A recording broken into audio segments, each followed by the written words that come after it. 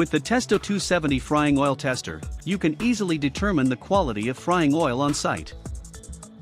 This allows you to save oil and reduce your costs. The capacitive sensor enables fast and reliable measurement completely without any consumable materials.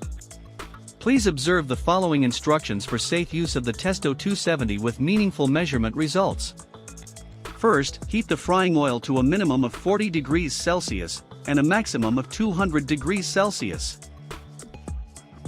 The measuring instrument may only be placed into the frying oil up to the mark. In addition, the plastic should not come into contact with it. During the measurement, the deep fryer may not contain any foodstuffs. If there are still residues of fried food in the oil, these must also be removed. You can start the measurement as soon as no more bubbles rise. Then there is no more residual liquid in the oil that would falsify the measurement result. Now press the on key to switch on the measuring instrument. Now you can hold the measuring instrument into the hot frying oil. Please observe the min-max marking on the probe shaft. Important: keep a minimum distance of 1 cm from metallic parts to avoid damaging the sensor. To obtain a stable measured value as quickly as possible, the probe shaft should be moved slightly in the oil during the measurement.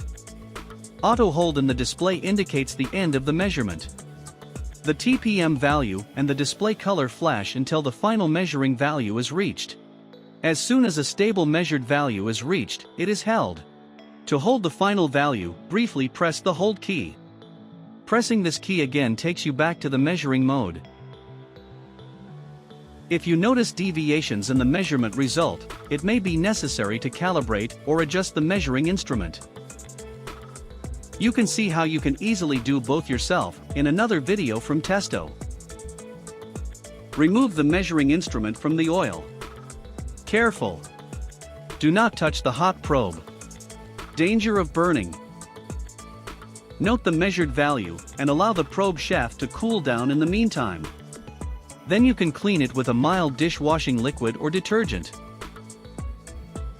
Finally, rinse the sensor under running water and dry carefully with a soft paper towel.